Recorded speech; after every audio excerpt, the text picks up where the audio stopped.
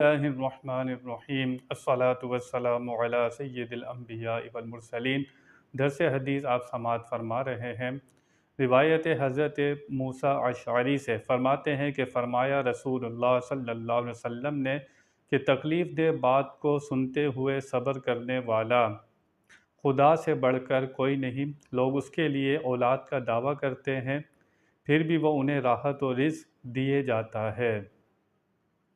حدیث پاک میں بتایا جا رہا ہے کہ اللہ تعالیٰ سے زیادہ صبر کرنے والا کوئی نہیں ہے۔ لوگ اس کا انکار بھی کرتے ہیں، طرح طرح کی باتیں بھی کرتے ہیں۔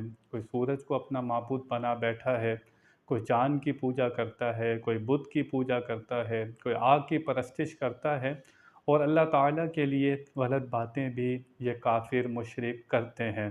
اس کے باوجود اللہ فرماتا ہے کہ اللہ تعالیٰ سے زیادہ صبر کرنے والا کوئی نہیں ہے۔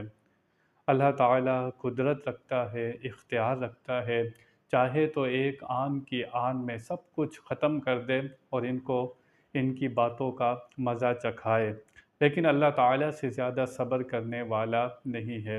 اللہ تعالیٰ نے ایک وقت مقرر کر دیا ہے، جب وہ وقت آئے گا تو پھر ان کو لمحے بھر کی مہلت بھی نہیں ملے گی۔ اللہ تعالیٰ ان کا رزق اور راحت بند نہیں کرتا۔ وہ الحمدللہ رب العالمین، وہ عالمین کا رب ہے، رب المسلمین نہیں ہے۔ اگر وہ رب المسلمین ہوتا کسی کو ایک لقمہ بھی نہیں ملتا۔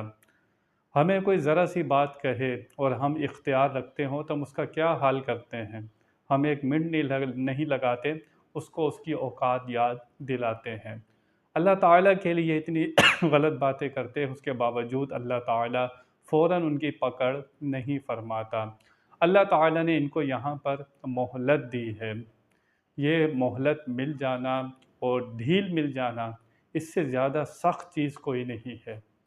اللہ تعالیٰ جب کسی کو مہلت دیتا رہتا ہے تو اللہ تعالیٰ دیکھتا ہے کہ میری طرف پلٹتا ہے یا نہیں پلٹتا۔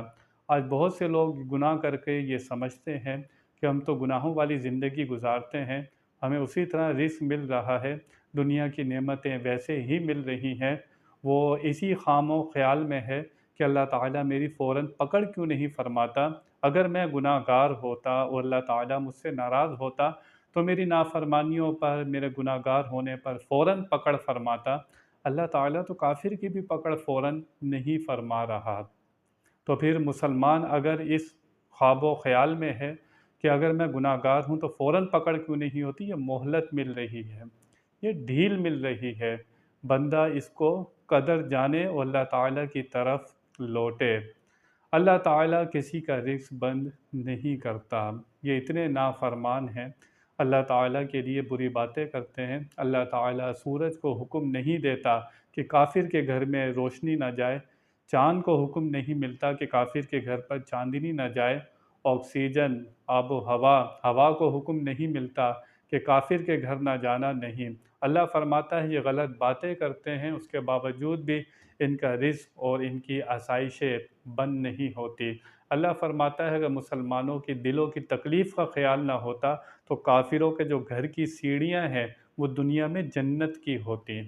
اللہ تعالیٰ ان کو اتنی دنیا میں مہلت دے رہا ہے کیونکہ یہ دنیا کافر کے لیے جنت ہے۔ جو کچھ کرنا ہے، جو کچھ یہاں پر رہنا ہے، یہیں اس نے مزے لینے ہیں۔